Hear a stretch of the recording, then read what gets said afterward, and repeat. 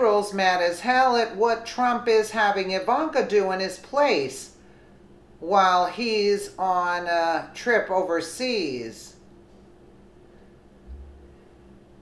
For every major milestone that President Trump reaches in his career as president, the mainstream media finds a way to undercut him with the American people. Given we as Americans are starting to wise up to their tricks, but it's still a frustrating thing for any person to be repeatedly lied about. This extreme form of media bias has given way to the president dealing with them the way anyone deals with a hostile force. He calls them out. Since they're not used to that level of brazen aggression from the politicians that they typically use and abuse, the liberal anchors that make up the major news networks have tried even harder to sow mistrust in the hearts and minds of Americans. President Trump, knowing what is going on, has leaned heavily on live interviews, a tactic employed by the late, great Ronald Reagan, and has also added the use of social media to his guerrilla communication tactics. While any given American might not always agree with what the president says or does, I totally agree. He leaves no doubt about his true feelings for anyone who wants to know them. Because of the backhanded warfare that the media has launched against the president, he has decided that leaving the country unattended with a wolf at the door isn't in our best interest. So he's leaving some of his top cabinet members to keep us informed while he's gone. According to the Daily Mail, that includes his daughter and advisor Ivanka Trump Kushner. First daughter and White House aide Ivanka Trump won't accompany her father, President Trump, on his 12-day trip to Asia, instead heading back stateside after delivering a speech in Japan. Axios reported Tuesday that Ivanka Trump, along with Treasury Secretary Steven Mnuchin and economics advisor Gary Kahn, will hold tax reform events in the U.S. instead, laying the public opinion groundwork with voters while President Trump is away. The White House wouldn't confirm the report, with a senior administration official telling reporters after the story broke that casting decisions for the Asia trip would be announced by National Security Advisor H.R. McMaster later this week.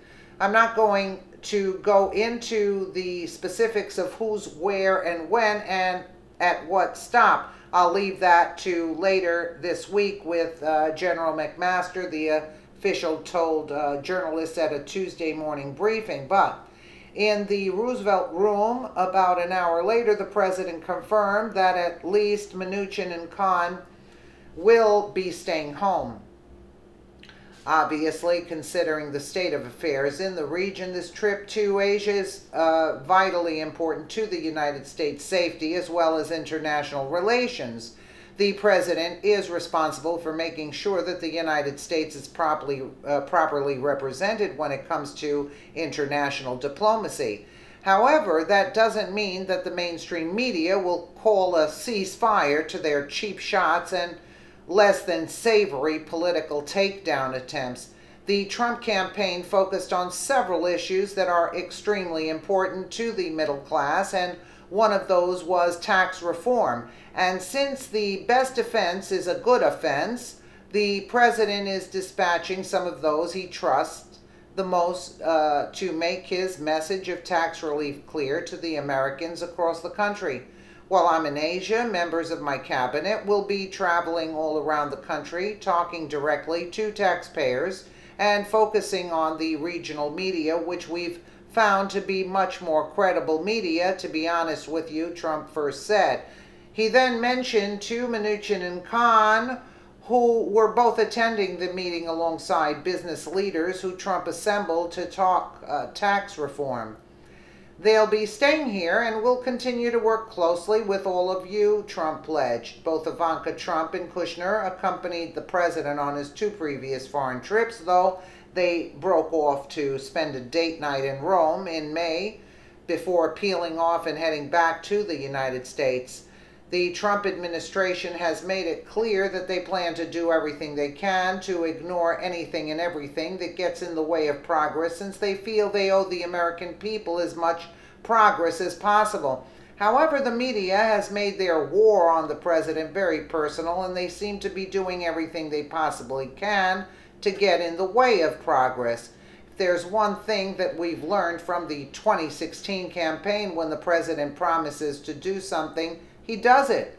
So when he says that he will make good on his campaign promises, no matter what the media says about him, history would indicate that he will do just that. At some point, if the media is smart, they're going to have to side with the person who's thinking outside of the box and making the American dream work. Otherwise, they're going to go the way of either other antiquated, lying political machine, a rusty old tool in the back of the DNC's toolbox. The liberals are always up in arms about something. You know, you could cater to them all you want. I would suggest Trump just ignore them, you know, and that'll really burn their. Let me know what you guys think in the comments below. And again, thank you so much for watching.